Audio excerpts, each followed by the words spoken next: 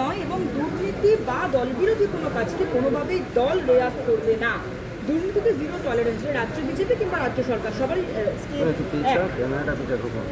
হ্যাঁ, অবশ্যই মাননীয় রাজ্য সভাপতি এবং মাননীয় মুখ্যমন্ত্রী যে 4 তারিখে আমরা এলাম, নতুন সরকার এলো, তার পরদিন থেকেই বা সেই দিন থেকেই তারা বলছেন যে তৃণমূল যা যা করে গেছে, তোলাবাজি, সিন্ডিকেট, দাদাগিরি, এগুলো করা যাবে না।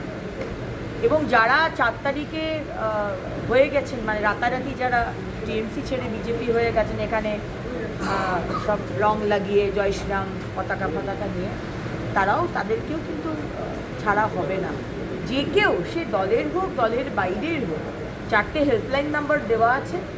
সিন্ডিকেট যে চালাচ্ছে, ঘুষ নিচ্ছে, ইলিগাল টোল ট্যাক্স চালাচ্ছে এবং স্পুরিয়াস মদের ঠেক চালাচ্ছে, তাদেরকে কিন্তু সেই বিষয়ে কোনো কিছু জানতে পারলে আমাদের অবশ্যই জানান এবং আমরা ইমিডিয়েটলি স্টেপ নেব। এর মধ্যে কয়েকটা ঘটনা আসানসোলের মধ্যেও হয়েছে। আমি যেই দেখতে পেয়েছি সামাজিক মাধ্যমে ভিডিওটা, বা আমাকে কেউ পাঠিয়েছে, আমি পুলিশকে ফোন করার আগে সিপি বলছে অলরেডি অ্যারেস্ট হয়ে গেছে। এটা কিন্তু একই পুলিশ। এই পুলিশ কিন্তু নতুন রিক্রুটমেন্ট হয়নি।